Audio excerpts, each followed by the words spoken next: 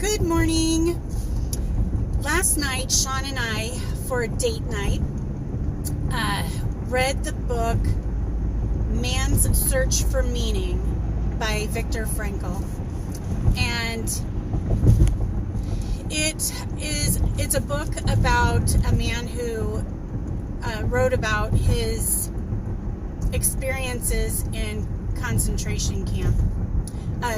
He actually went to 5 concentration camps. And he talks about your mentality, or when you first get to this place, and how your thinking evolves through it all. And he's actually a psychiatrist by profession, so he would look at people and see how they reacted, what their behavior was, and throughout the ordeal, and how your mentality changes when you think you have no hope, and when your behavior when you've given up, and your behavior when you refuse to give up. And it's obviously significantly different. He would talk about the activities that people would do to bring joy in spite of sleeping in lice-infested, dirty, cold. It's awful. And he doesn't even get very descriptive because he just didn't want to get into it when there are so many other books that people had written about the atrocities. He wanted to focus on the mentality of living in those situations. And as we're reading, Sean and I are just, like, every single page, we're just making audible noises like, whoa, oh man. And you can't help but reflect on your life and the things that are going on in it, and thinking, what is my mentality when something bad happens, and how do I keep a good attitude? What are the things I say? What are my actions? And he was big on actions too. He would point out that people would have certain behaviors to keep themselves in a good mood, or to keep in survival mode, and he always knew when someone had given up by their actions.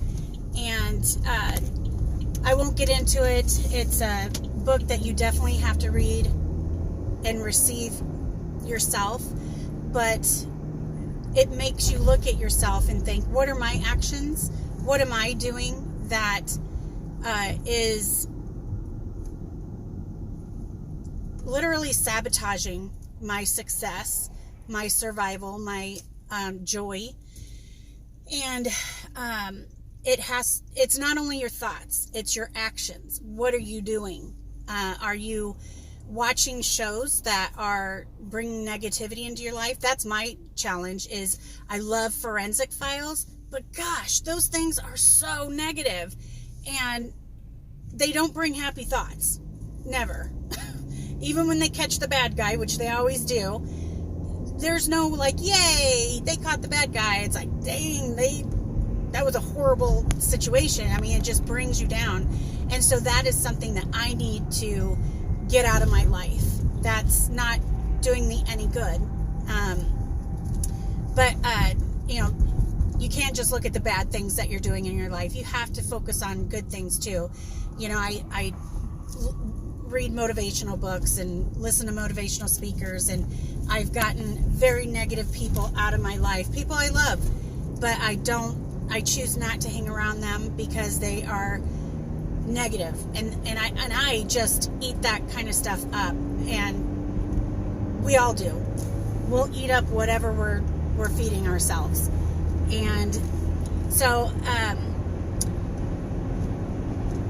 as you read this book, it's very, you see the depravity that they are living in and having to work in, and but he still thinks of his wife and how the, joy, how she brought him joy. She ends up, but anyway, I won't say anything.